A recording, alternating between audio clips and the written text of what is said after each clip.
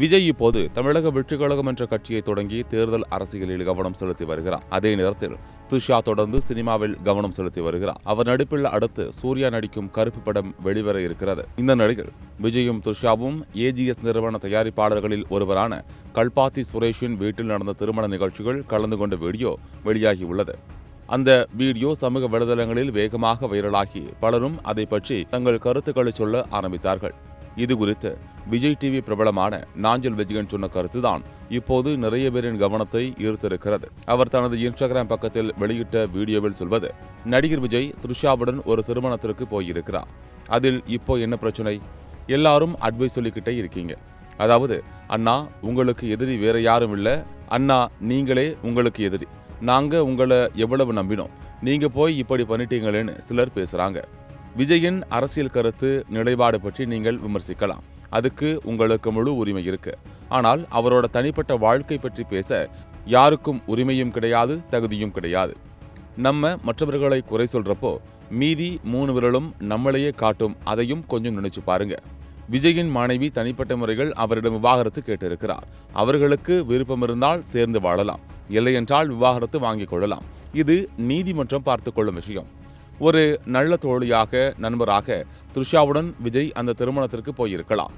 மனசாட்சியோடு சொல்லுங்க, நம்மில் எத்தனை பேர் நண்பர்களுடன் தோழிகளுடன் இப்படி நிகழ்ச்சிக்கு போவதில்லையா? அதை யாராவது தவறாக பேசினால் நமக்கு எப்படி இருக்கும்? விஜய் சினிமாவில் இருக்கிறார், த்ரிஷாவும் சினிமாவில் தான் இருக்கிறார். சாதாரணமாக நீங்கள் ஒரு திருமணத்திற்கு போறீங்கன்னா நானும் வரட்டுமான நண்பர்கள் கேட்டிருக்கலாம், அதை போலத்தான் இருக்கலாம்.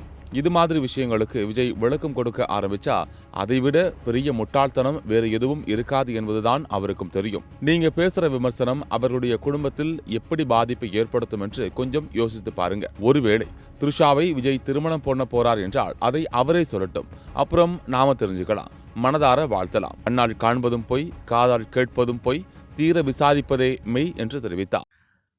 வணக்கம். நடிகர் விஜய் திரிசா அவர்களோடு ஒரு திருமணத்துல கலந்துகிட்டாங்க.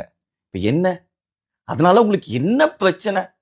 கண்ணா பின்னான்னு விமர்சனம். அண்ணா உங்களுக்கு எதிரி வேற யாருமே இல்லைண்ணா, நீங்க தானே. ஆனா உங்களை எவ்வளவு நம்பணும், நீங்க போய் இப்படி பண்ணிட்டீங்களே.